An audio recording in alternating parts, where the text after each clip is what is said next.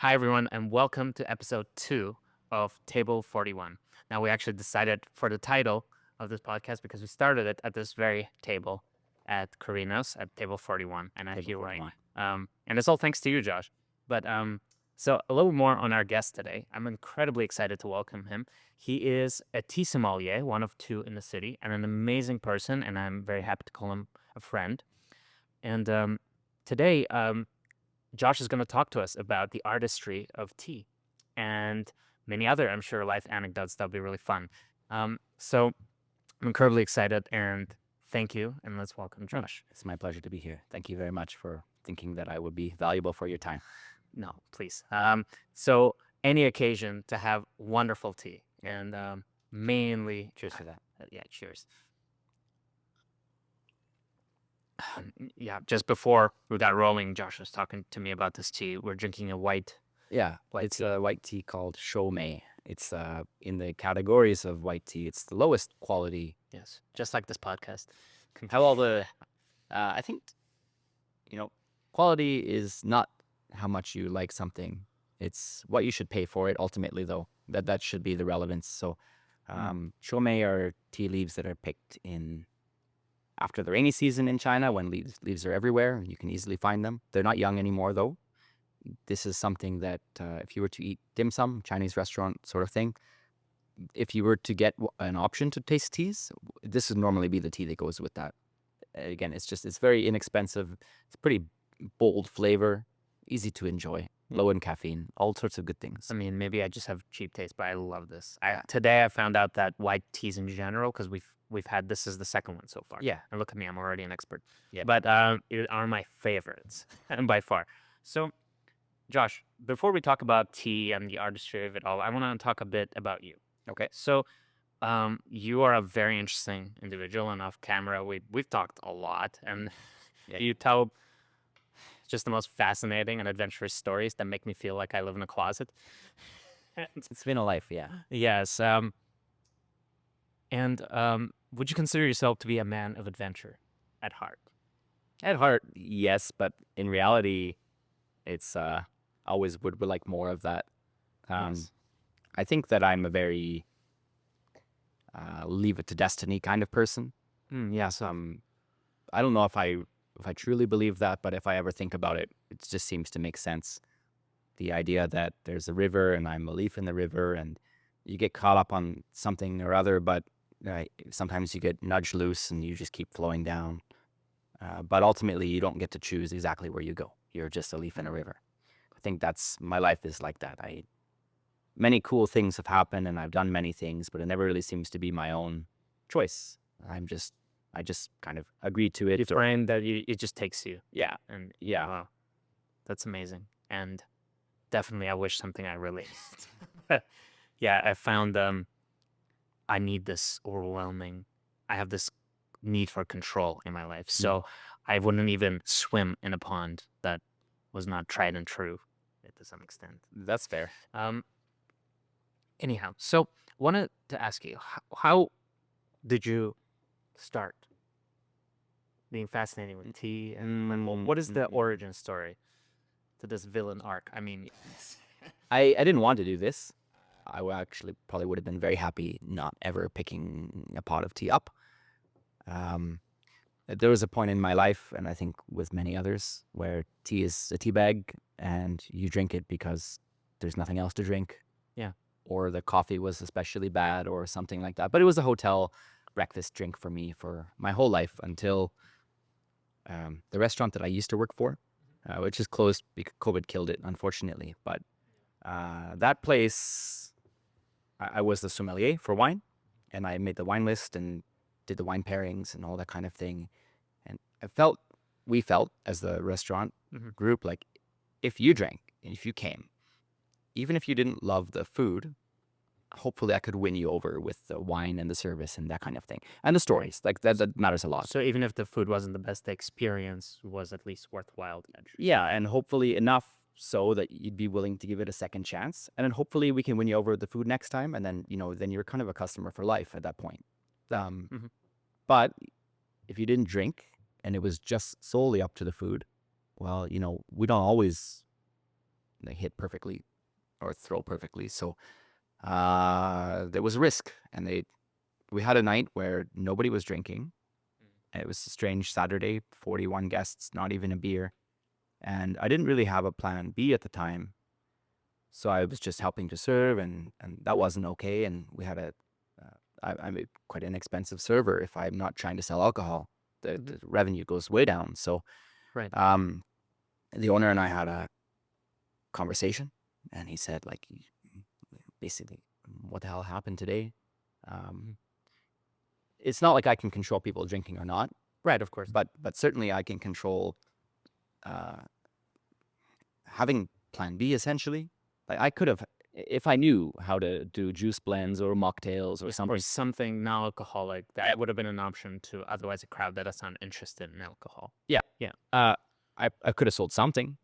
Yeah. And so, you know, I was proposed, juice, mocktails, coffee, tea, that sort of thing. And I chose tea because, I mean, it sounded the most practical. It also sounded pretty easy. Right. And I grabbed a book on tea and I read through it cover to cover. And it was very Find that you were wrong now? now It's so easy. but then not necessarily for those reasons. Tea became something to me that I never thought it could. Right. And that's kind of why I'm into it now. Mhm. It's not really, it is a drink. And it's like to say, like, $1,000 bottle of wine is also a drink, Right. but not really. You don't drink $1,000 bottle of wine to drink it. Right. And you don't drink tea like this to drink it. This is an experience that's in a liquid form that lasts for 10 minutes and then it's gone. And it's like we're in a little private show, a gallery, recital, or whatever you want to say. And it's quite a privilege to be here in this little time frame, this window where we can enjoy this. Yeah. As a interesting segue, but I always found that it's very fascinating about the culinary arts or anything to do with the the more tangible what are they called? Faculties, okay, of sense. Like especially like taste, that we take some things for granted, especially in the world of food and drinks. There's some level of coming about it like it's sustenance and it's a necessity for life. So there's certain expectations that are already garnered by going somewhere, eating or drinking. But the artistic venture of it all can sometimes be lost there. We don't always take that for granted in music, or when we see a painting, we are almost we're almost naturally prepared to know what to expect and how to come into that uh, viewing that this isn't just a reflection of life as much as this is an intentional expression that you're going to observe.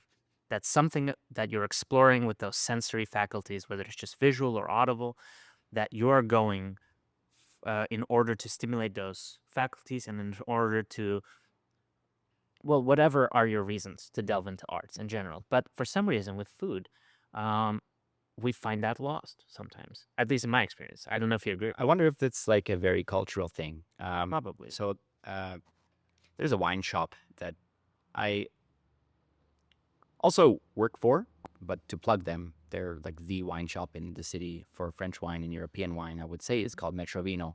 I owe them a lot of my knowledge and ability to taste rare things, and just the people who are there are great. But the owner, his name is Richard, he said something pretty, it shouldn't seem like a profound thought, but it was basically the introduction to the idea that there are kind of, when it comes to food, two types of people. There's gourmets and there's gourmands.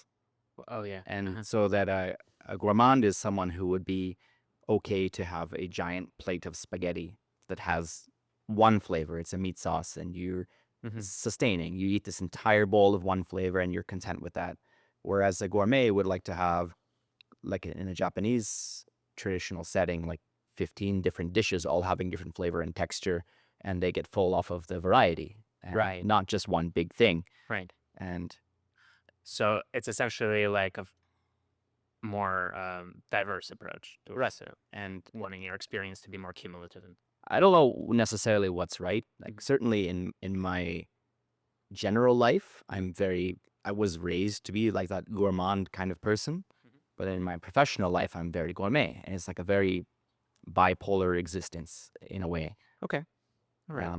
Yeah, my as just a quick side, when I was in Japan in April, Mhm. I was asked to make like some spaghetti for Yeah. my mom and dad. Uh, they don't usually eat like the gourmand style. Right. Right. So when it was like my turn to make dinner, where usually they have at least 5 or 6 plates of things, You there was just like a bowl of spaghetti, right. and they're like, You were like, what is this? What is this like? What did we do to you? yeah, yeah. And I mean, the bowl was it was good. Like these days I know how to cook at least like a general at a home level. Like I'm not that bad. Well, my food is barely edible. You're still quite young. So sure. They Yeah. just humane to serve it in prison. My cooking. But either way. So yeah, carry on. Well, I mean, it's all to say that when it comes to something like tea, I believe most people haven't experienced the gourmet side of tea, or there's a mental block from traditional values or culture that if you were to sit around and drink tea for an hour and not spend your time doing anything else, um, Like you might focusing on the tea. yeah you might Or- you might have too much free time. Or Right. why aren't you working harder? You're Yeah. 25 years old. You're in your prime. You should be studying or you should be working. Yeah. Why do you think you have like your parents would be on your back about like you wasting your life? And I don't I don't think that's true. I think they're very naive in what their value in life actually is if they would say that this is a waste of life. Right. Yeah. Which we are going to definitely touch on because I do think you have very interesting philosophies and that you're reflecting through the artistry of tea making and um, sharing this experience with people. And I think you definitely introduced me to a very unique approach of experiencing the moment, whether it was tea or not. Mhm. Um, Obviously, the way I understood it is that the tea is your medium of expression, rather. But Mm. would you agree with that? Or I Mm, guess so. It's necessary. Could I say that, like, when it comes to any kind of meditative mindset, right? I just I like the idea of it so much, Mhm. but I can't do it. I can't sit there and just close my eyes like all the other people seem to be able to do. It's so I don't want to like I because I can conceptualize and appreciate the value of what it gives. So you must meditate on something, is what Yeah, you're saying. I kind of have to meditate on something, and tea is what I use to meditate. And I don't even necessarily want to say that's the word. I don't know if that's the right word Mm-hmm. because I don't really necessarily know what meditation is. Well, But because it seems to be what I'm doing is meditative as far as I understand the definition. right, Yeah. yeah. Um, so going back to the first question, I don't think I actually allowed you to explain. Okay, so pardon me. Best podcast in the world, by the way. Yeah. So, um, what do you what do you think is the attributing factor to you valuing this form of expression and art so much? Going back to your childhood or anything you want to talk about that is more the stance that allowed the young Josh to become the man he is today. Happenstance. Well, yeah, it's all about the life experience. Who I wasn't very wealthy or wealthy. I wasn't even like rich is a crazy word to use. Wealthy is like Right. the I was a pretty poor kid. Mm-hmm. And yeah, my without getting into too many of the unnecessary details, like my parents are divorced. I'm raised by a single mom. She can't work for various reasons, so there's not a lot of money going around. It's like government money that we're kind of living off of. Yeah. And yeah, I mean, I kind of grew up in like the ghetto or the hood and various hoods. I moved around a lot when I was a kid. And the first time that I had some like, can I say like stability, big stability in my life was kind of when I um, I went on a trip to Asia when I was 18, like backpacking for 6 months. The stability comes after that. But before I left for that, I met a girl in Calgary. She became my wife. She's Japanese, and um, stability is something that she introduced to me. And so we've been married for 18 years now. I certainly owe the foundation of my life to her being with me. Absolutely. Yeah. But, building on that foundation, um, it's interesting how maybe your perspective might be different if you never had money when you were a kid. And Yeah. I mean, it's when it comes to wine, for example, I know a lot about it, not as much as other people in the city. I'm not just not a competition, but Right. Right. um, I've been in places where I've been able to drink wines that are several $1,000s a bottle, and working in a restaurant, like it actually happens more than you'd think. Like if you're a surgeon and your wife's a surgeon and you don't have kids and wine is your hobby, well, when you come out to a restaurant like what we're in right now, you'd be very enthusiastic if the waiter liked wine. You'd like to share it with him. And I've had so many opportunities to drink wine in that context. It's like looking at Right. art, right? And when you know the history about those wines and you know what they taste like, then you also know that despite my best efforts, I just work here. I can only have this experience on someone else's behalf. It's not an experience that I can actually provide for other people. It's like looking in the window of a museum and being like, I'd like to be in there one day, but I'll never be able to be in there. And that's kind of a like depressing thing if you really enjoy that medium like wine. So uh, I felt that after trying several, like probably hundreds of teas, there was finally one that clicked for me that made me feel that it was the same experience as wine, but then when it comes to dollar value, the tea is way cheaper than wine Right. at that equivalent experience level. Yeah. You can go from $700 for a bottle of wine to $90 for a pot, and or it could be several more, like factor of factor of 3 or 4. It could be a couple $1,000s for that bottle of wine. Mhm. But tea kind of has a limit, Yeah. and that limit is within my means to buy and show people and kind of live in. So when I felt empowered to be, There was also this practical element behind. Yes, what you're saying. Yes, so it wasn't right. so it's something that it was within my means that I could do this and I can live this life. And hey, it's interesting that I can be in this museum and I can actually be happy using tea, because with wine, like the it's nice that it has alcohol, but it's also its most inconvenient aspect. Yeah. Um, It's certainly a double-edged sword. I Yeah. agree. I don't drink alcohol. Yeah. So I totally understand. yeah. Yeah. And so yeah, I I love how my life has changed since I have a tool that I can not only like reflect on and with, but then I can also very enthusiastically share that experience with other people. Yeah, it's just the best. I'm so lucky that I found it, or that I was forced to study this kind of thing. Yeah. Yeah. That's, I think, very well put. What do you, as a child, do you think there was other mediums of expression that you also partook in? Because you struck me from the first conversation we've had immediately, bar your interest in tea and otherwise, but as a rather creative person that needs an outlet of expression. Was there something as a kid that you were really fascinated with, you loved to dabble with? Well, I drew a lot as a kid, and my grandma was pretty supportive of that hobby, like Right. giving me, fancy pens and paints and stuff that I could work That's with. awesome. Yeah. But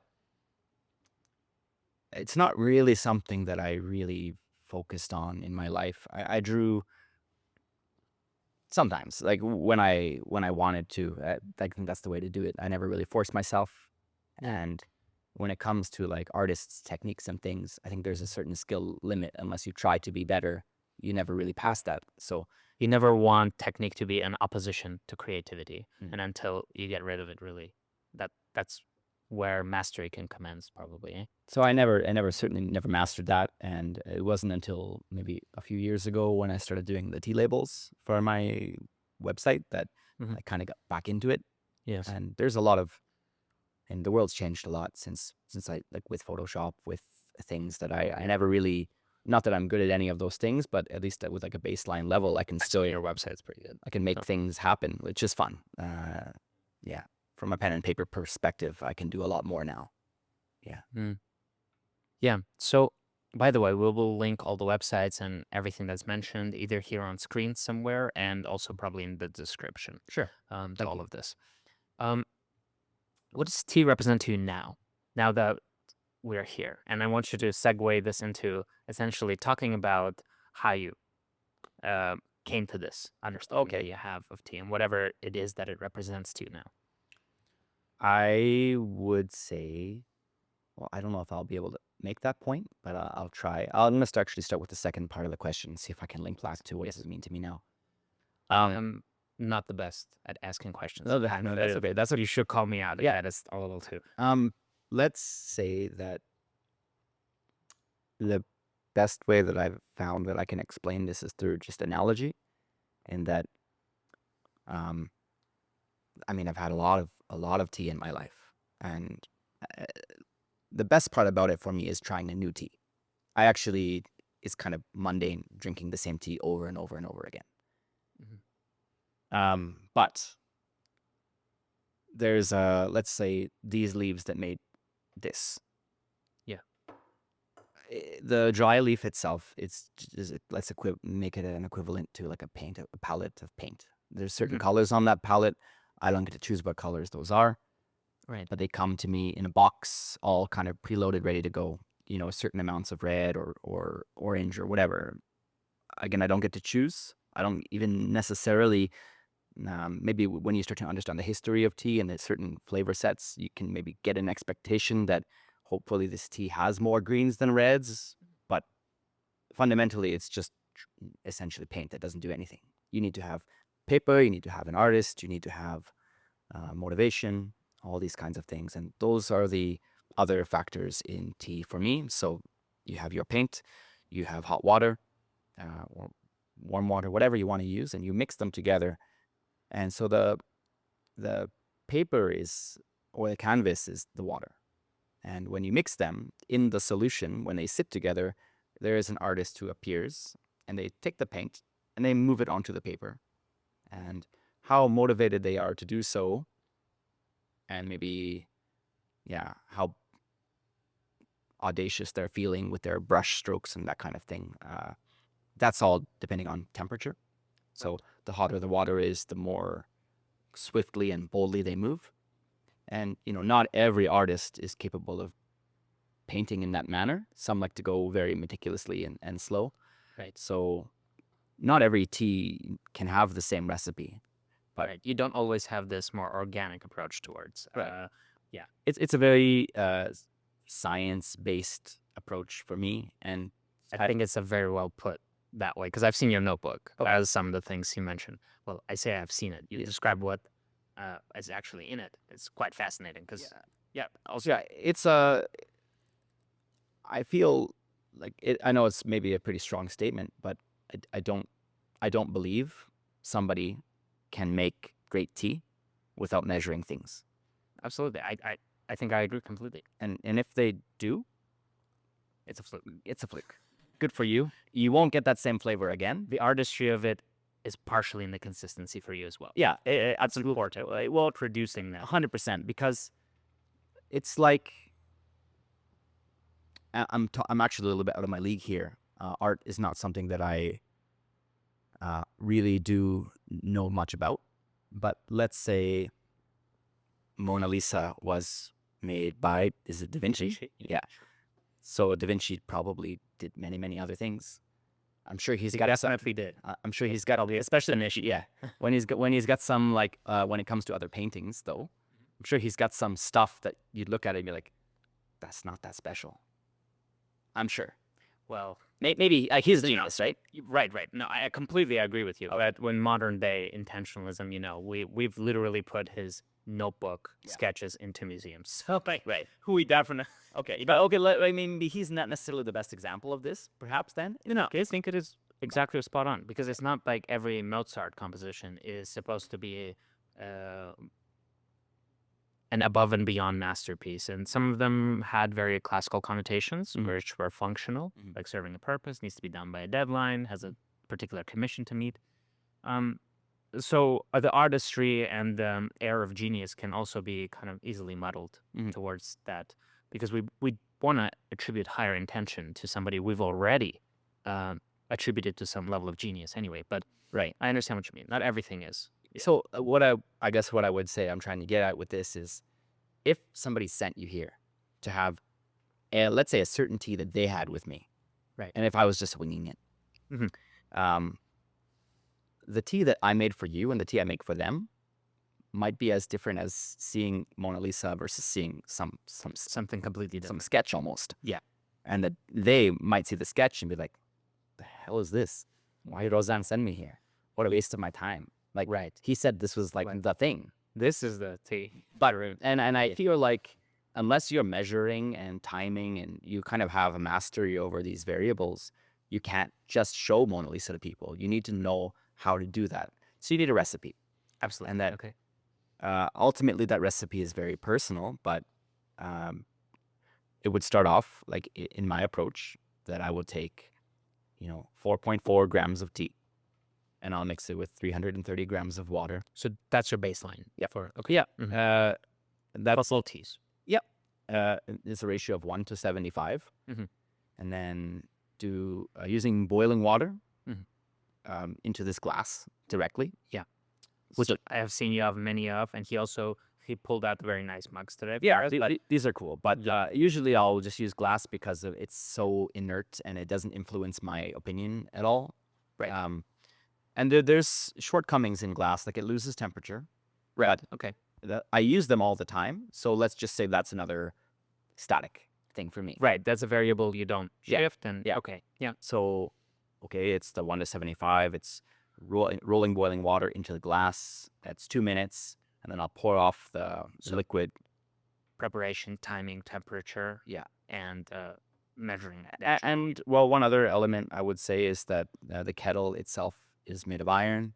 So then your water becomes high in iron. That's very important and valuable. But that's also a consistent thing for me too. Right. So that's, again, the baseline. Oh, yeah. Okay. And so that I will drink a tea that's made that way. And I know, I 100% know that not every tea will taste good that way. But I put them all through the same baseline. I say, does it taste good as a baseline?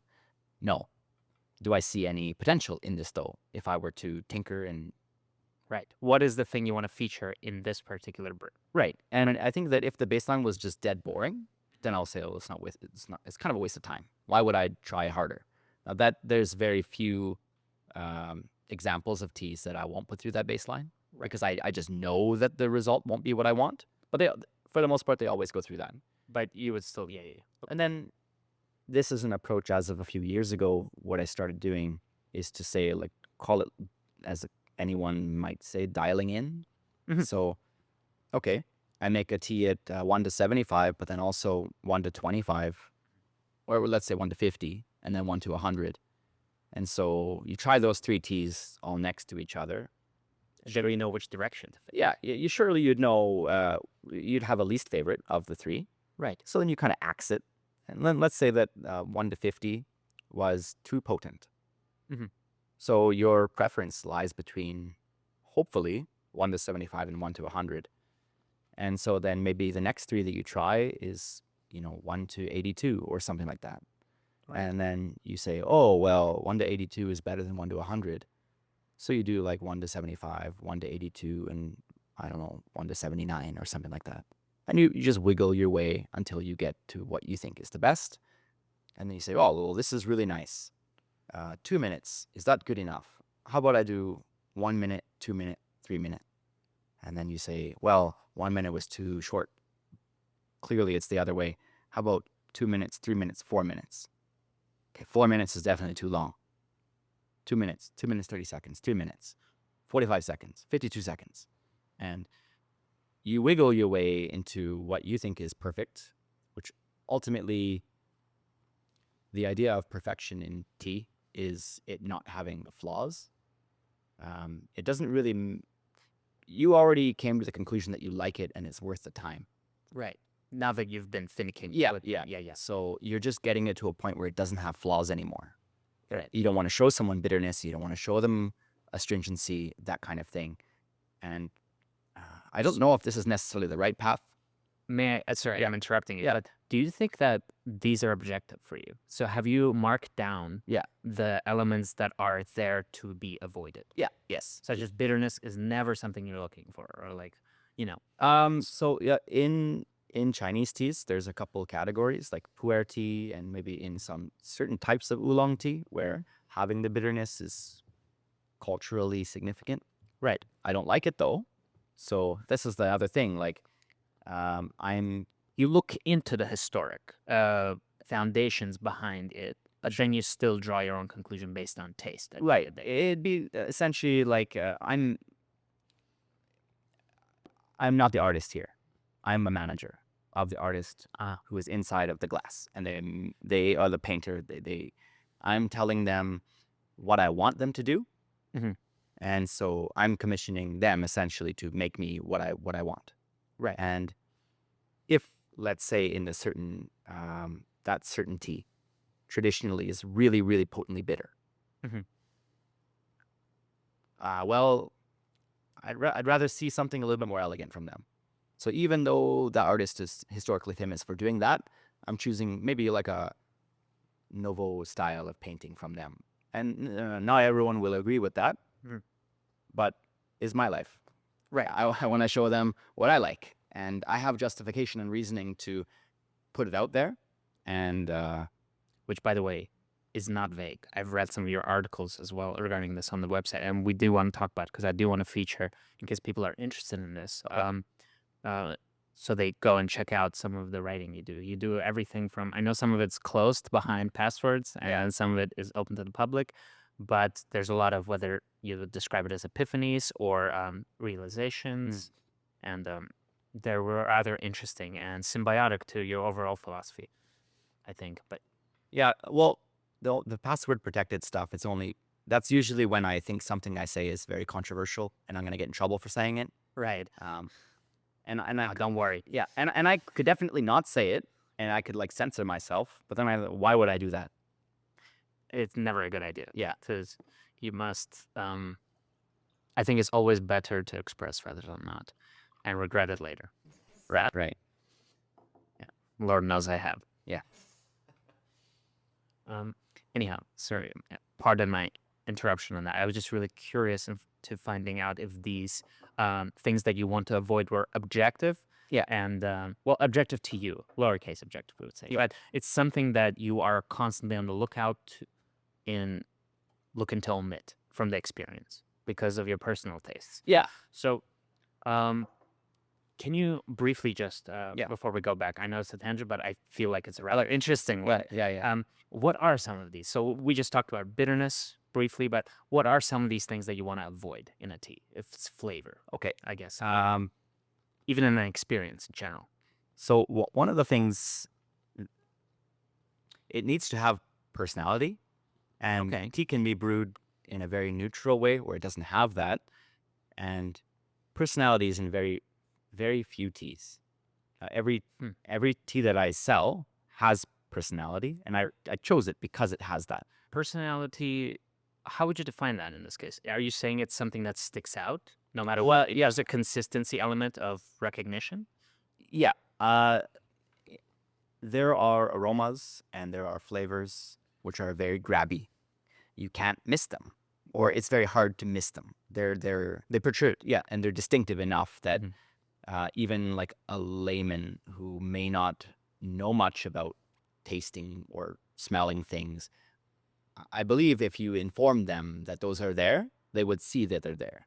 Whereas Right. with other types of tea, It's not about the subtleties. It's about the thing that is the characteristic of that aroma that you think are very discernible, is what you're saying. yeah, I like when things are not ambiguous, Right. essentially. And I think that's a very important pillar in your philosophy in general. Actually, we'll touch up on the article in a bit. Okay. We'll put a pin in that thought. Sure. Yeah.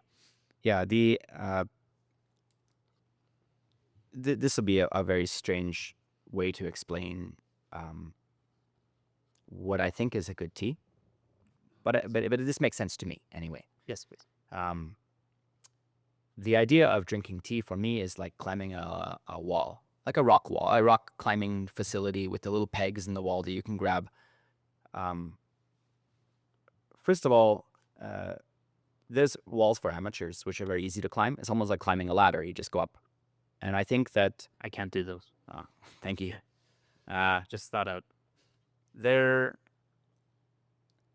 very simple, but the structure is there, and you could show them to anybody, maybe except you, and they can get to the top. And while those are okay, at least you can get to the top. I think that the idea that that wall exists and that it's navigatable and you can climb and you can see the end result, at the very baseline definition, that's a good tea. Right. If there are pegs missing and you get stuck halfway and you can't get to the end, I wouldn't say that's a good tea. I think that you need to be able to brew it and smell like, okay, this sencha, for example, from Japan, it smells like edamame beans. It smells like nori seaweed. It smells like basil. And if you can't get those three things, then sencha from, Shizuoka, maybe that's not necessarily the one for you. And now, not all sencha from Shizuoka smells like that, but Yabukita varietal sencha tends to smell like that for me. Right. So that if I'm doing like a blind taste, I will go for that and I'll smell it and be like, oh, this is Yabukita sencha from Shizuoka. And I also love in your tea cults how you actually integrate other people into this, which we'll, again, mention in a minute, but yeah. Yeah. And, Yabukita as one strain of the tea bush, for example. There's so many other ones. If you were to drink a Yabukita sencha and it didn't smell like those things, which I would argue is it's supposed to, there is a typical nature of it. And if you show someone an atypical version of that tea that doesn't have anything to do with the standard, I don't really think that's useful. Okay. I think genres and typicity are very important. If you don't enjoy those flavors, then I would say, why not choose a different varietal of the tea bush? Like Yamakai can smell really sweet, almost like candied popcorn. It's almost embracing the strength of each particular tea and brew more so than adjusting one to conform to something that might not be its strength Yes, to begin with. exactly. Like exactly. Play off of its inherent qualities. Don't try to disguise it to be something else. Right. And So that's what you're mapping out. yes. Yep. And if it's not something that I do, and I might do it one day, but maybe like the one different example is using matcha. Every type of tea bush has pros and cons. Some are more bitter, some are more powerful, but then some are more like cocoa smelling or grassy, like wheatgrass smelling. Some are more like pistachio nuts. But some are astringent.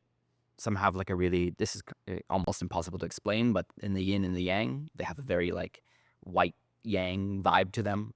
Some are very yin, and I don't really think matcha should be white and yang. I think it should be dark and it should be brooding and heavy. So when you're tasting those teas and you're like, I like this, but it's a little bit too of the yang side. So maybe I blend away from that. Anyway, that's I guess that's neither here nor there. No. Yeah. I think it's rather relevant. Okay. Ultimately, taking teas and disguising what makes them unique is a strange approach. And if you can make art by doing so, well, then maybe it's interesting and you succeed. And I think it's just probably because there's still so many baseline things I need to learn before I feel like I have the right to start meddling and mixing things together. I want to understand the base pigments first. You're okay, right? That's a more, and you're mapping out right now the established basic colors. Yes, and primary. I feel like unless you know that blending is maybe it's fun, Right. but it's a very irresponsible thing to do. Right. And you should understand the basics and fundamentals before you start screwing around. And I know a lot of other people disagree with that, but Right. Well, I mean, especially with something where we talk about tea or really any artistic venture, sometimes these rather more harsh philosophical stances are something that take people aback, and they're like, "Well, I mean, what's the worst that can happen?" yeah, You know. But I agree with you. If you want the most out of any experience, in essence, you need to look into everything. right. And I think we share that in our philosophy. What I really wanted to know Mm. is if you can walk us through in this philosophy of needing to control Yeah. what is happening, okay, to both have a consistent experience that you could provide other people, but especially an experience where you're very much part of it and that person is as well. So you can't really do something with 100 people as much as you can with 20 or something. Or yeah, 20 is so a lot. Yeah, it has to be um, repeatable. Yeah. Right. Yes. And in that mindset and in that philosophy, what are some of the key points that you strive for? What are these intentional, I guess, Yeah. setting that you Sure. try to control? Well, I would say that there's an idea of like architecture where I can build a framework and So the space, you mean like the literal architecture of the space? both mental architecture and physical architecture. I think that there's ways that I can control you subconsciously and maybe consciously uh, in the mental realm, and then also influence you in the physical realm. Right. So if you want to garner an experience, there's some things that you can suggest, and there's some things you can just completely omit and make sure they're out of the geist. For example, there's things about you I can't control, like what you did this morning. Did you have a breakfast which was just raw onions and raw garlic? Is that what you ate, like a crazy person kind of thing? Yeah, it's because he can smell it. His table is not big enough, is what he's realizing.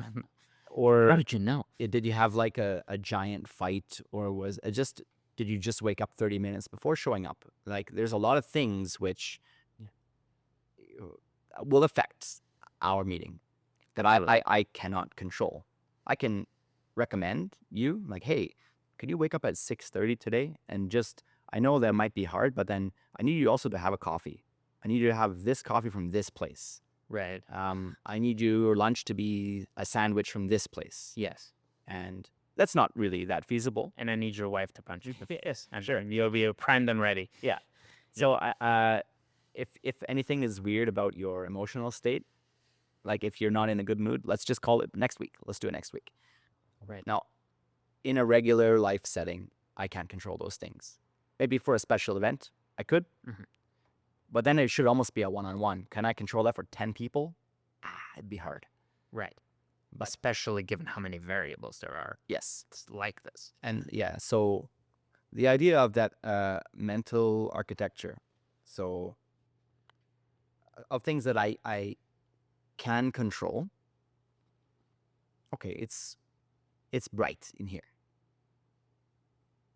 We can hear this little hum of the maybe the ice machine or the furnace. Just Yeah, but both actually. yeah, both. There's a Um,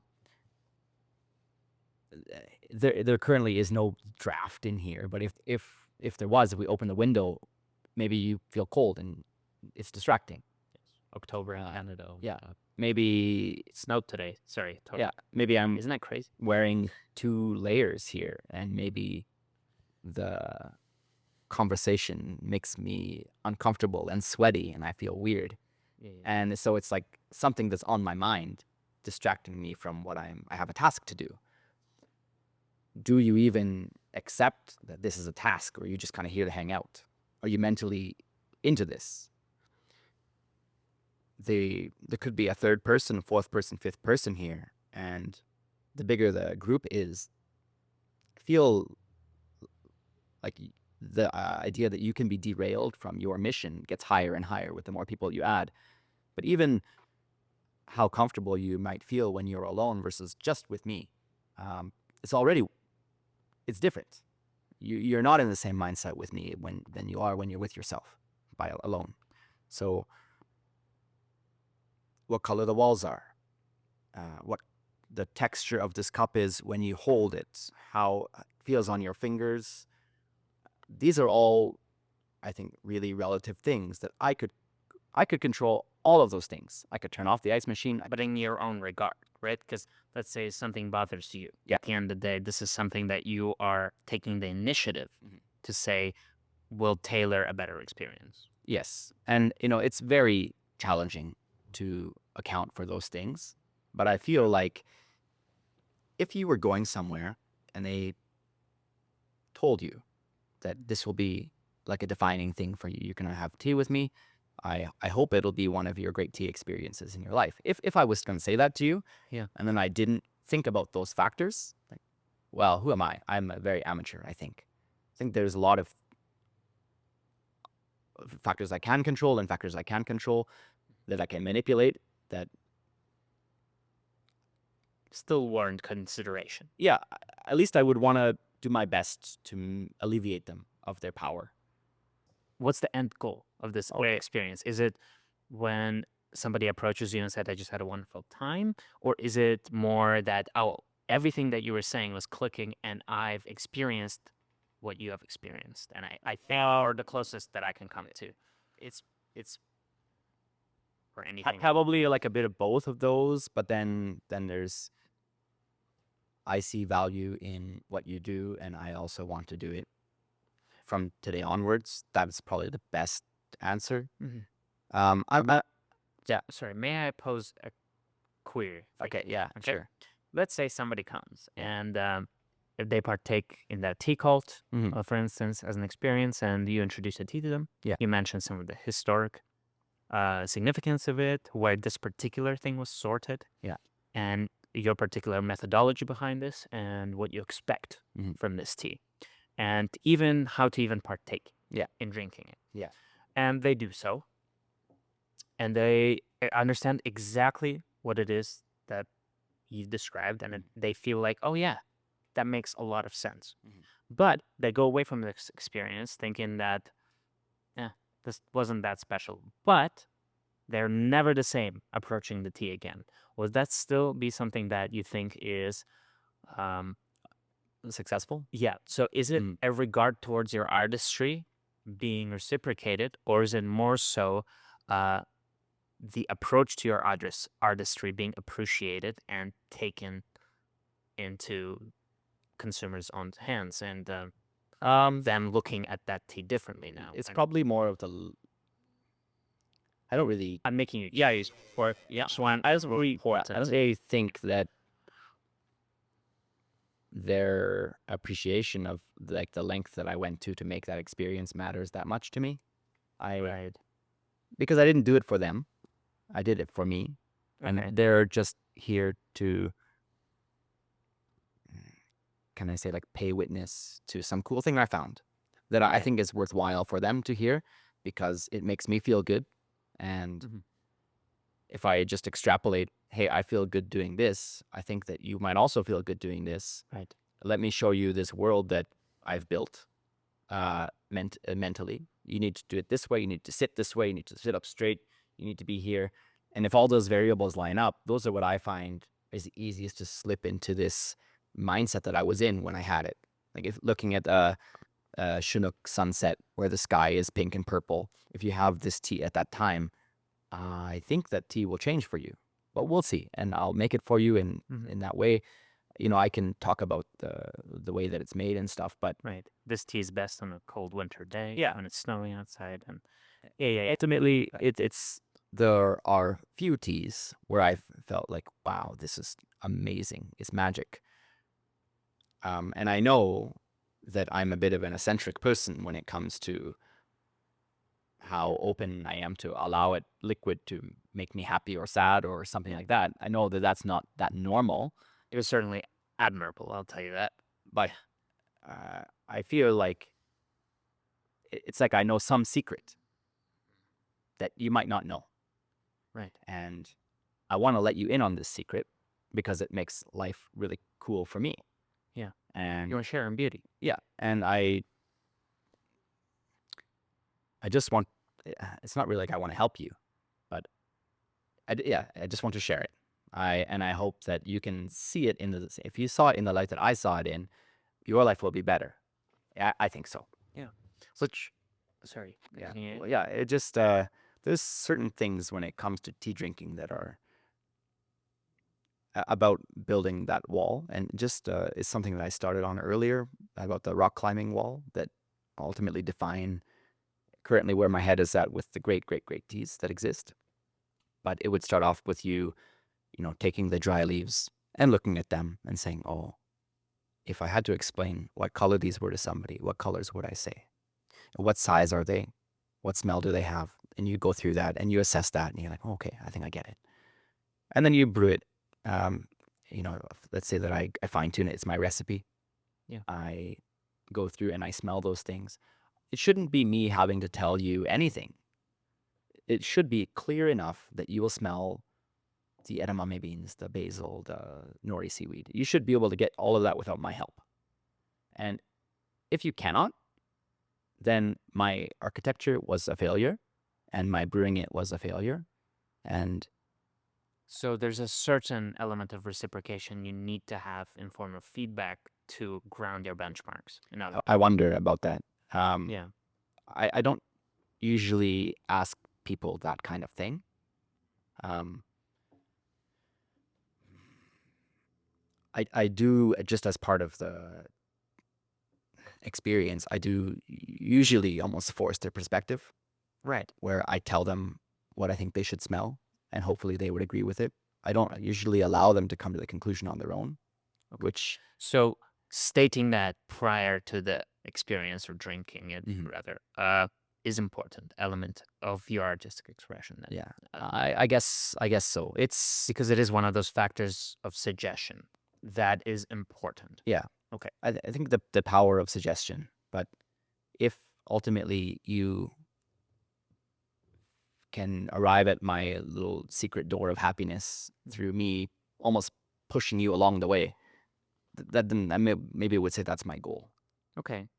I'm really curious to find out what you think about some, well, more of the stigmatic thoughts associated with the world of being a sommelier, Okay. and how you would attribute your, well, some of the differences between the wine world Mhm. and tea. And if you think that it's all, because sometimes people think it's rather pretentious, or there's a lot of stigma behind a lot of this, even though, based on what I've seen, most of the people are rather down to earth and they're just trying to maximize out of an experience, just like any other hobby most of the time, right? Yeah. Yeah, my uncle, for instance, has very strong opinions on this, which actually, for the most part, I actually agree with him.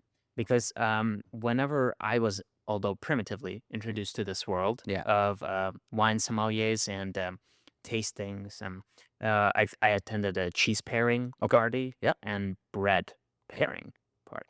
I know that sounds weird, but I believe that they're called, there's a term for something like that, but I totally Okay. forgot it. Yeah. But regardless, so I found that there was that element of suggestion that you suggested is important, was at times very intrusive, Yeah. and I do understand that there will be some people that would have reservations towards that, and I do understand that that intrusion would probably make them feel that this is like unnecessarily forced pretension or something, but in reality, it's important to step back and just realize that what we're doing isn't something that is larger than life. It is just um, trying to maximize an experience. Mhm.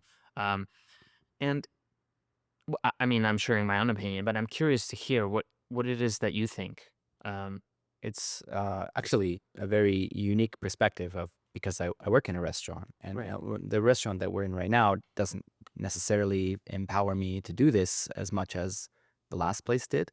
right. But we had a lot of rare ingredients in the last place, and so what I will do often with people is I'll Hmm.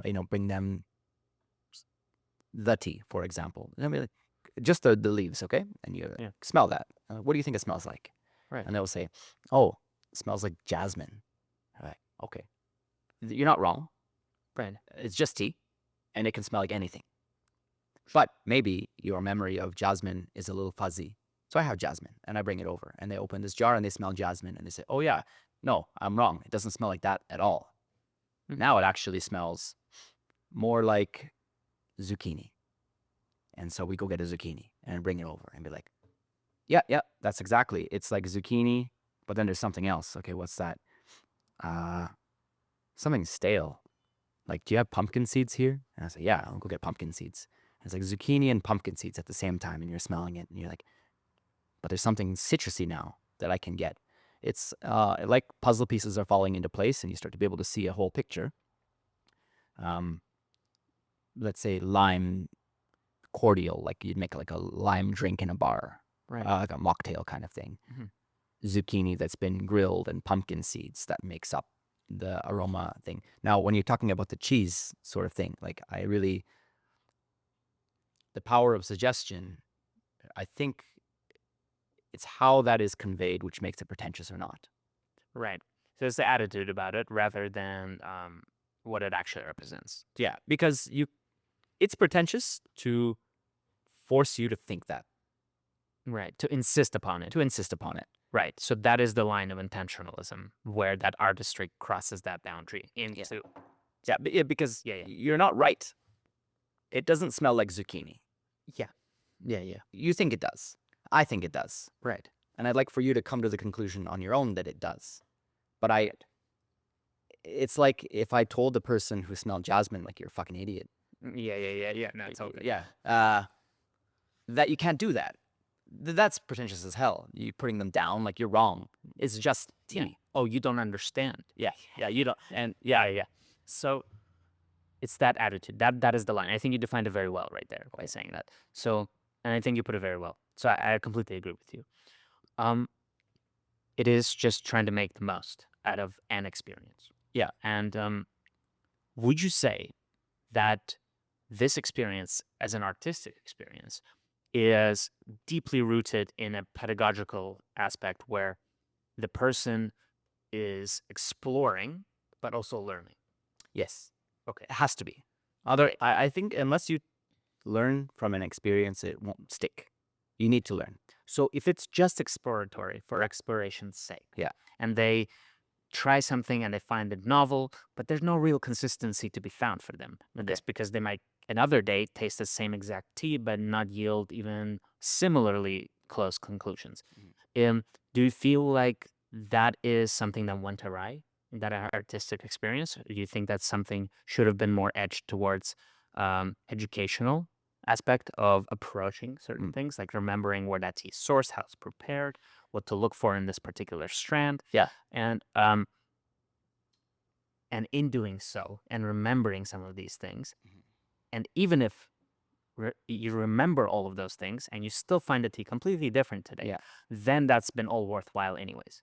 But as long as you remember, as long as there's that aspect of you need to move a needle forward or at least realize something new. I can give a good example because of my like pretty meticulous note keeping when I started to study tea. Which is very, by the way, fascinating because, I we talked about some of the, like, down to the water, whether you mentioned some teas are not that good with boiling water. Some you said mostly are. Yeah. And it's but like I feel I used to have all these notes in my last place because I have all my binders of my old stuff and they're just sitting in my basement now. But usually I would show people who are sort of skeptical of like why do I think I know so much? Yeah. And I feel like when you can see experience rather than take my word for it, then I Right. think that maybe you can get some more like confidence in me. I used to show these notes to people. I don't do it really anymore, but but at the end of the day, there's something synesthetic about this experience. You are talking in terms like just we do the same in music. We're trying to describe it in words that are rather intangible towards the actual audible experience you're hearing, and it's very hard to describe it. So you're communicating in this abstraction. So there's a lot of associating, right? So I completely understand. Yeah. but so I'll say that there was a black tea that I had. It was 2019, wild black tea. Okay. I have it in a jar. I have it, let's say, on this date, November 21st. And I spent about an hour with it. So I'll brew the tea 3 times, same parameters, and write down my thoughts, and then I'll put it away. And then uh, I have maybe I was distracted when I put it away. I put it back in the pile of things I haven't tasted, and then it could be 3 weeks later, and then I'll pull out this tea, and I'm like, oh, I have to drink this still. Okay, and I'll make it, and I'll write down completely different things. Like Okay. they are not recognizably the same tea. Right. Right. And so then I'll put it away, and then 5 months later, I have it again, and I write down completely different things again. So it's the same exact tea, brewed in the exact same way, down to the gram, down to the temperature, down to the second. But my experience is so vividly different each time. And it was sort of, I feel like that's the most challenging thing you must face to some yeah. extent. And so tea is not usually like that though. Mhm. Usually when you get like those parameters set, the artist does the same thing for you.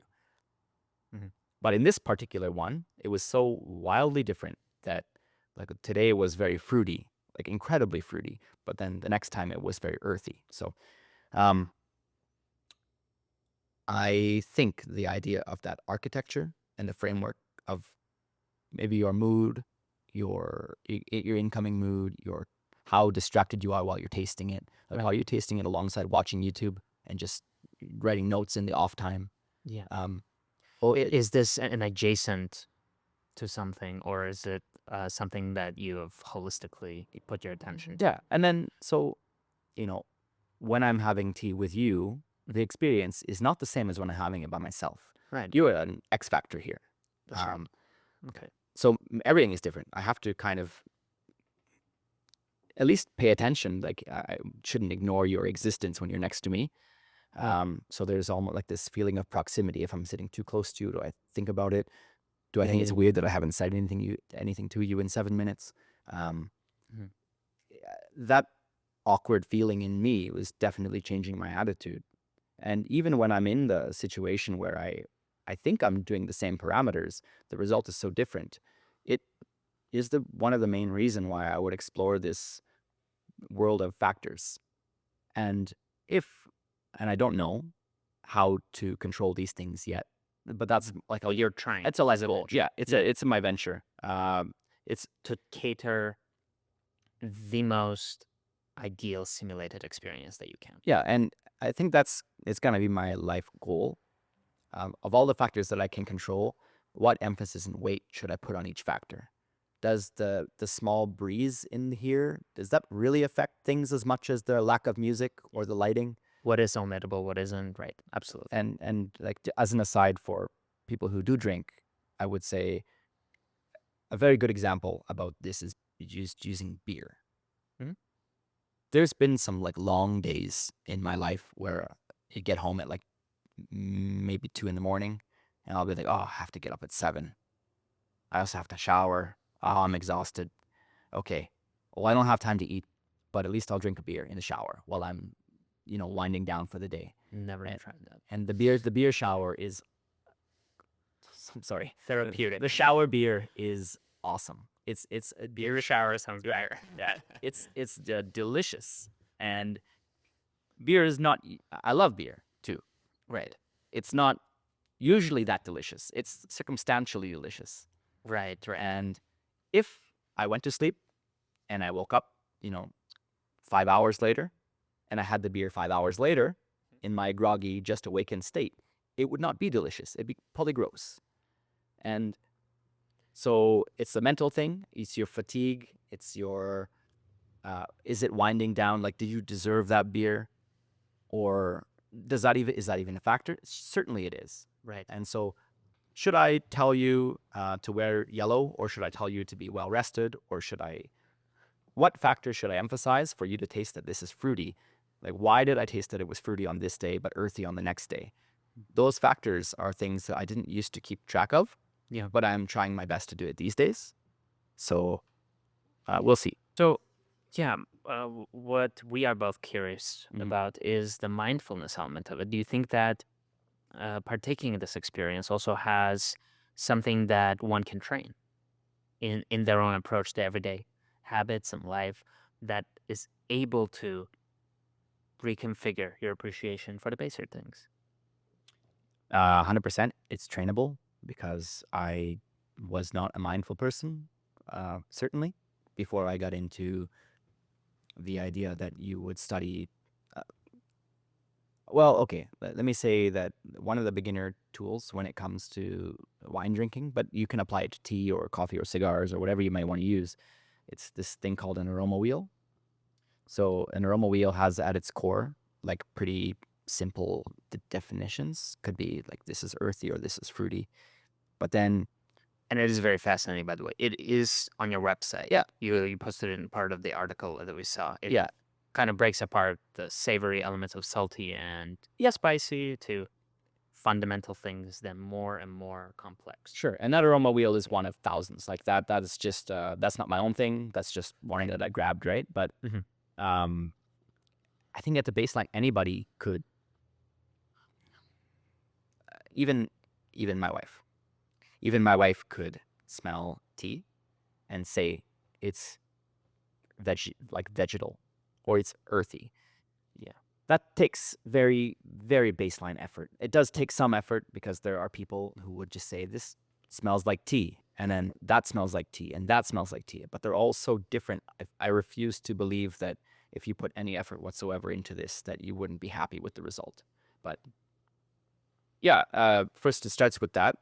And this is, again, it's about mindfulness. So how much you put into this is how much you're going to get out of it. And it's meditative as well because you need to stop and you need to be kind of absorbed in this for a second. Your brain has a lot of stuff going on that you have to sort of put on hold or slow down. And I think slipping into this world for even 5-10 minutes is very relaxing and it's meaningful for me. And so I try to get, even if someone's busy day, they've just had a big dinner at the restaurant, if they're willing to join me for like 5 minutes or 10 minutes of mindfulness, I think it's useful. And if it's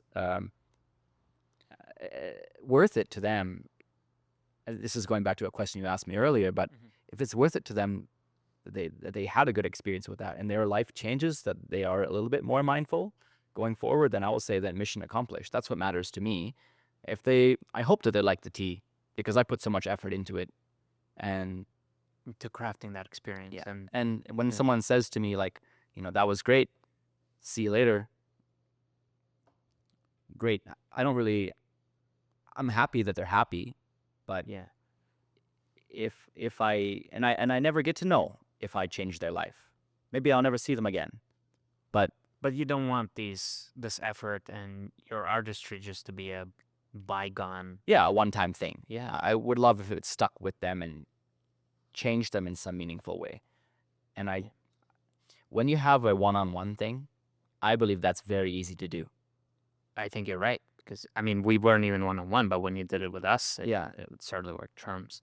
But yeah, I think that's very well put. Thank you. Yeah. But I do want to share one thing with you Mm. that I mean you've helped me tremendously with this.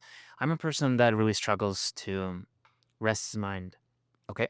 I always have thoughts, and I need to put my attention or efforts into something to even relax. I found, or even if that is not factually true, I'm not a neuroscientist or anything like that, but I've really struggled to just be alone or do nothing or recoup without significant distractions, I would say, or ventures undertake. I must get out of the house. I must do something. Yeah.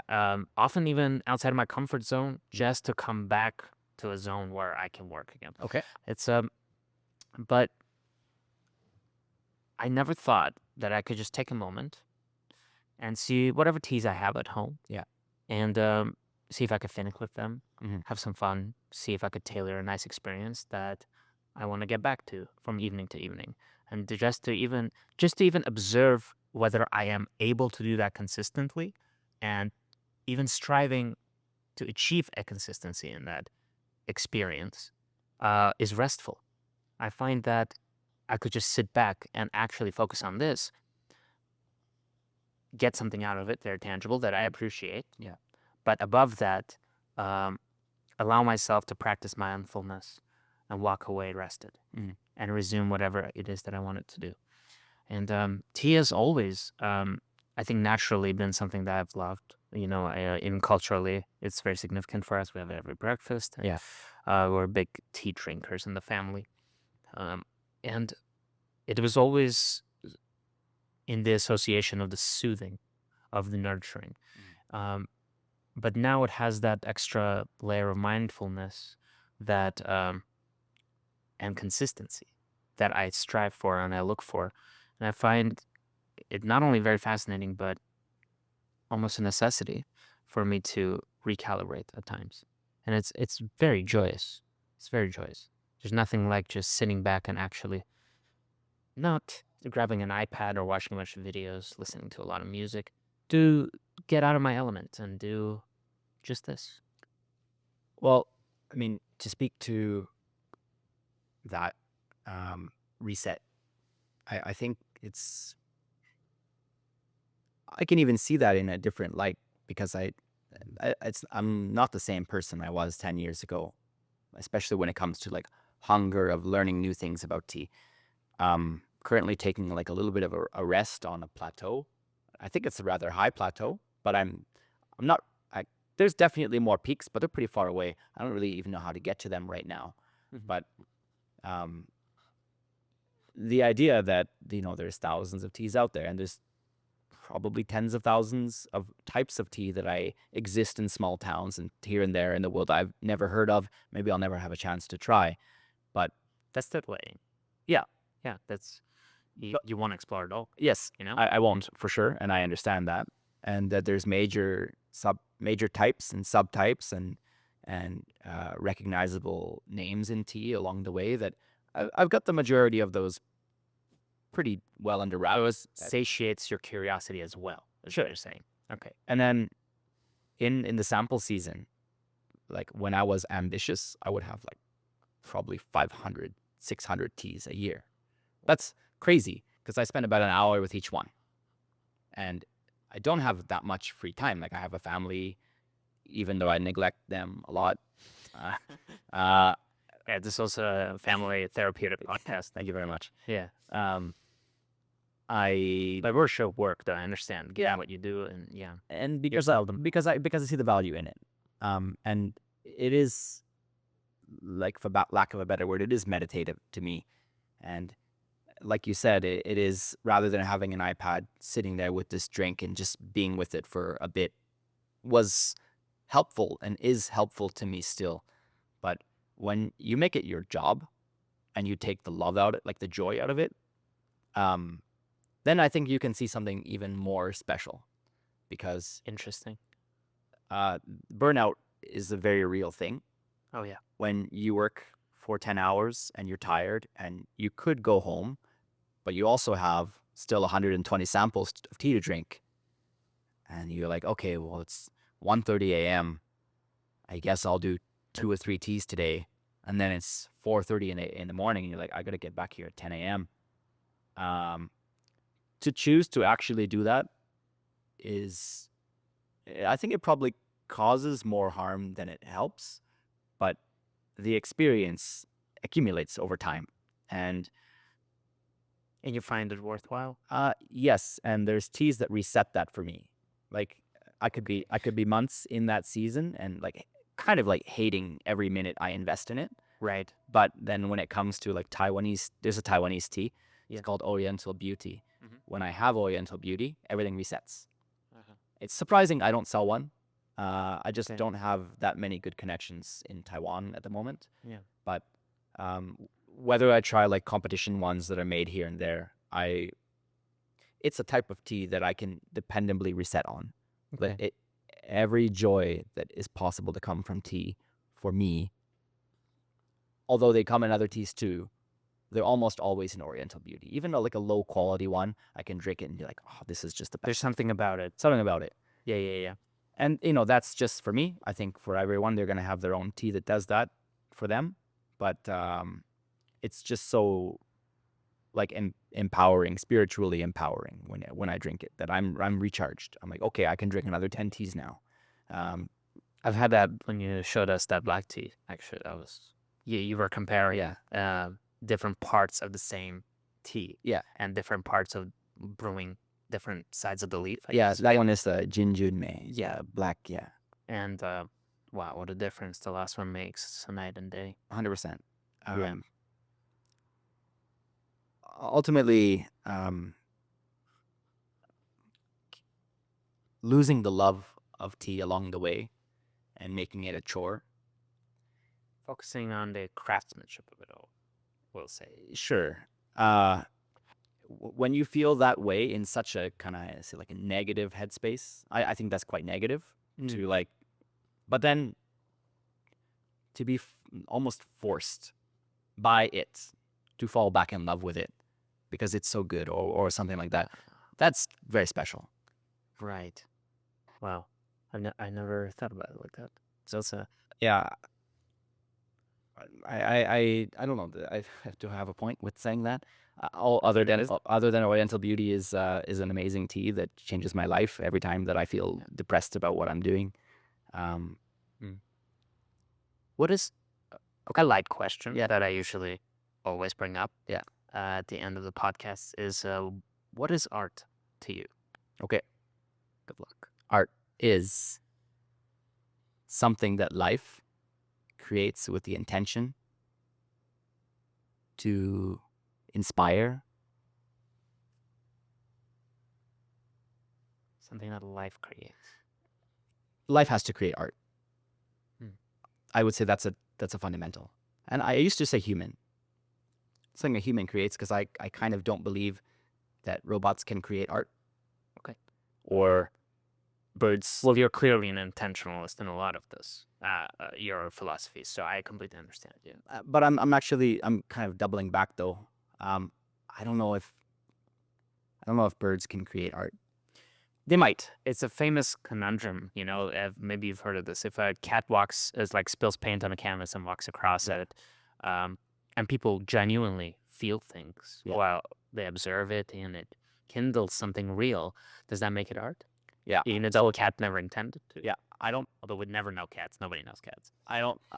So that if you go down to the life part, then yes. Maybe. You think? Okay. So yeah, maybe It's hard, right? That finished this. Why do we bother? Yeah.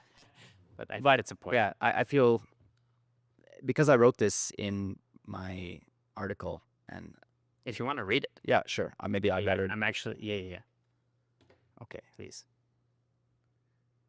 The definition of art is that it's something created by life with the intention to influence the minds, hearts, and spirits of other life. That's a hard definition. That was I wrote that while I was waiting for a plane to go to Japan in April. I had a layover for like 7 hours, and the definition of art was the majority of that layover time. Looking at the sentence, not super happy with it, rewriting it. I think every word in there needs to be there. I can't take away heart or spirit or mind without feeling like the definition becomes too changed. What about beauty? Are you showing an appeal in something, or the beauty in like an appeal of beauty? I feel like art doesn't have to be beautiful. Okay. The idea that it's just about basically inspiring. But isn't that beautiful?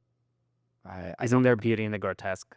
Not because it is fundamentally beautiful, but because there's an appeal. I think that, so yes, my definition of beauty is also here. I would say it's the inherent quality present in something that gives pleasure or deep satisfaction to the senses, the heart or spirit, directly or through interaction with the observer, I would say, as a very succinct, specific definition.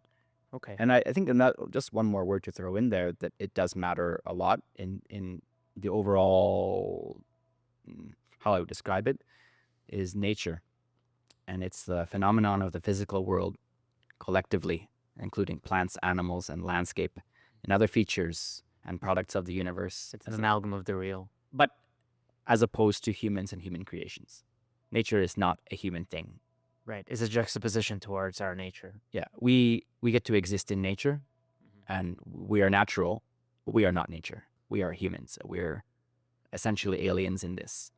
Right. And yeah, that, you know, just to go back to the bird thing, because it was just as a shower thought this morning that I had. Yeah. Um, okay, a crow or a magpie picks up a shiny piece of something and puts it in the nest. Why do they do that? Are they trying to make their nest look nice? Why do they like shiny things? Why do we like shiny things? I think no, they're not trying to make their nest look nice. I don't know why they do it, but it could be, they gleam in the light. So maybe they're flying from far away, and I don't know how good they are at finding directions back to their nest in a bunch of trees, but maybe that little glint of the ring or the metal that's in their nest maybe helps them find it. Maybe that's a very practical way to do it. But I don't think they do it with the intention. So without that intention, I don't think it's art. Yeah. And like a robot, like, So the cat did not make art. yeah, I guess not. I guess not. I agree, by the way, but Okay. I just don't. With things like DALI and the image generators that we have today that we can play around with. Mm-hmm. Well, AI art. AI art, Yeah. yeah. Uh-huh. Those are founded on human skill and intention. Right. And You're writing a prompt. Yeah. Somebody made the AI. yeah, but even what the AI algorithm was trained on, they're trained on real people. They're not trained on nothing. Right. That's true. Right. Right. So I wonder if I really struggle to think, is that art? Does that not belong in the definition of art because it was kind of founded in art? But and what is intention? But that's gonna be a word that you have to. Can robots have intention? I think so. If robots can learn, then I think robots can have intention. I don't know if I agree with that. I don't know. This is complex. I think that intention probably requires some autonomy of instigation Yeah, and choice. Sure, you can. If a because I think the new Chat GPT has essentially a feature where it can just jump into a conversation with you. You don't have to prompt it anymore. Oh, what? It can start the conversation. That is. And so mind-blowing. if it can do that, then who's to say that it doesn't have intention? And now it might be prompting you in a very random way, Okay. but yeah, I don't know. I think that I'm not convinced that we are the only things in the world that have that kind of power. So the question is that if you're improvising music with no intention of the actual, you're just sitting around playing around, is that art? And I think the answer is yes, because at least you're sitting down and you're playing.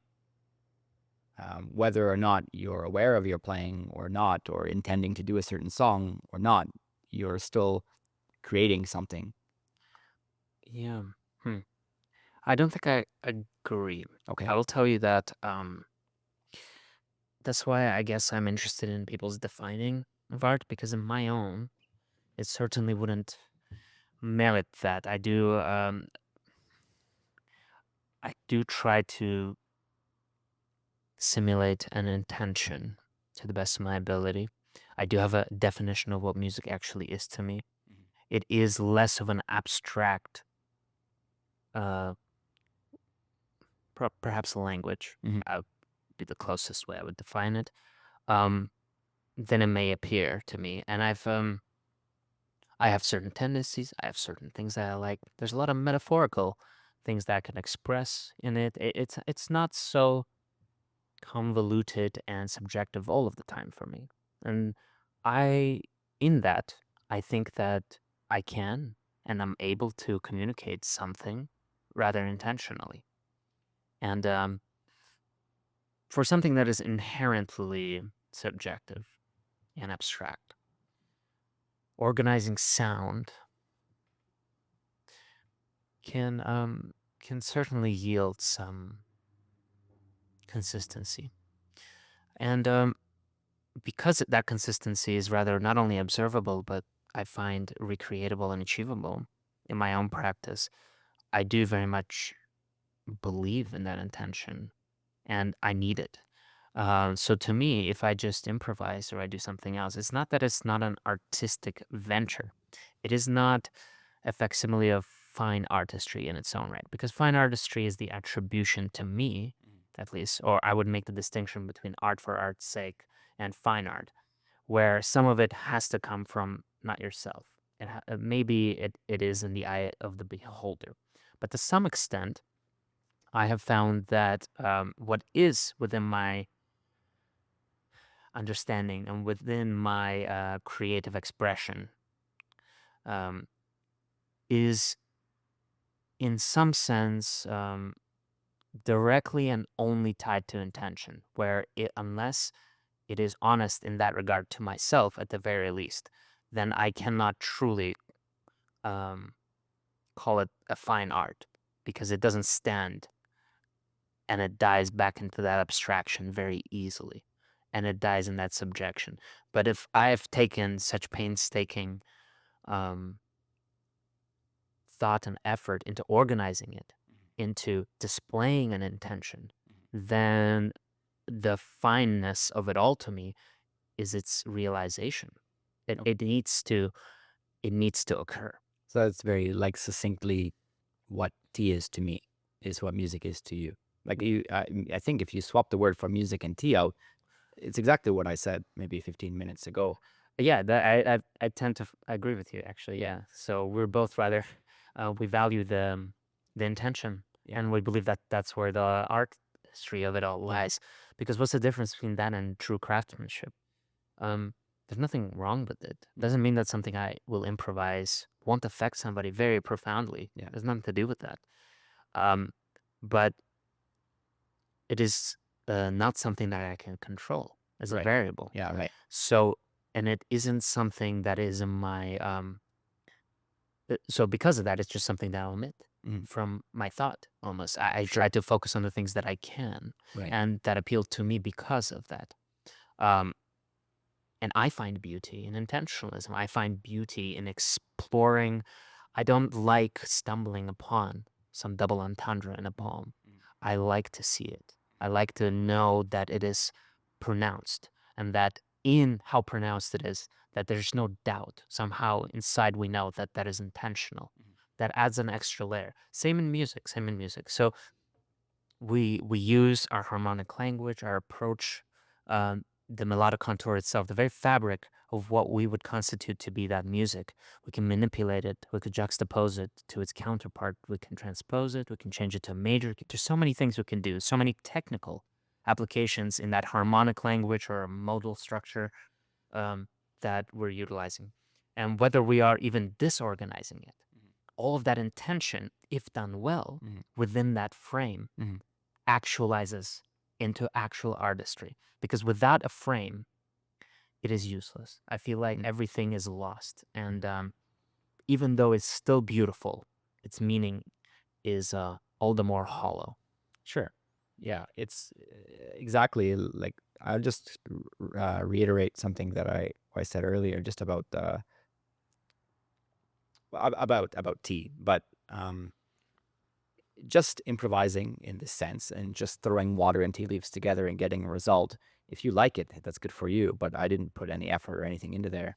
If you get, that's a fluke. And that ability, if you're not doing it with the intention to reproduce that, I or even knowledge of how to reproduce it, I don't think that that's art in tea. That's just you enjoying tea for tea. But the artistry of it, if I could inspire somebody to say, wow, if I just buy a scale, if I just measure this out and then do this for this time, this is Take what I that can, extra step. yeah, this is what I can do. I can take it to this level. If I start to, tune in on things like using little pieces of clay in my Brita filter, which give my water a slightly earthy flavor, and then I pour that into an iron kettle, fill it with iron, and then I do this and that. I can even bring it to this level.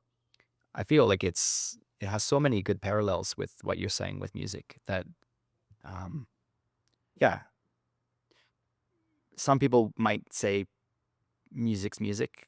Who gives a shit? Yeah. And some people might say, And they're wrong to some extent. Okay, Yeah. they're not wrong. I think it's important to remember that although this is, for instance, for me, means the world. Yeah. It's the very thing that culminates in the meaning of my life, Mhm. perhaps even. But none of it really matters. It's important to, maybe I'm a little nihilist on that. I like to, it's important to not take yourself so seriously. Because at the end of the day, we're just artists and we just want to make the world more beautiful. Yeah. And beauty is a facsimile of luxury. And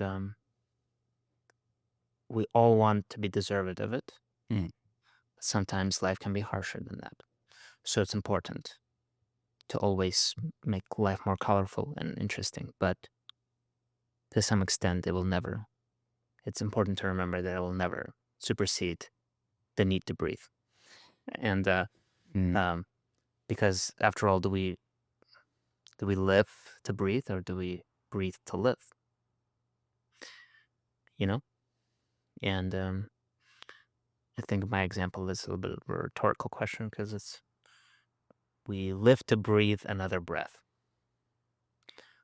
I which would say that a life without art, in the definition of that, is a very sad life, though. yeah, And despite it being a luxury, is something that is so it's in your own head.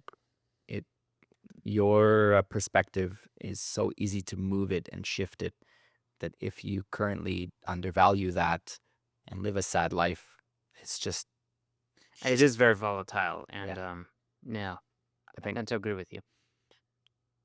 yeah, someone who doesn't accept music as art, I think would be strange. But by that definition, I would say someone who doesn't accept that tea can be art is also strange. Anything can be decorative, Yeah. without the right intentions of even consumption. Yeah. So that's why intention it supersedes us as artists in some sense. It it is there for the consumer. You must have the right intentions as well. Mhm. Yeah, it's truly almighty. Yeah. Yeah. Well, That's a good end. yeah, That was a good one. Almighty. right. Thank you, Josh. Thank you for your time. Thank you for hosting us. Thank you for an amazing tea. And I wish we had more time. And eventually, I think I want to keep having you on and on. And I need to hear more of your crazy experiences in life. And you have amazing and fascinating stories. And this certainly wasn't enough to, and even begin gauging some of your outlooks. Thank you very much. It was fun. Thank you. Ciao. All right.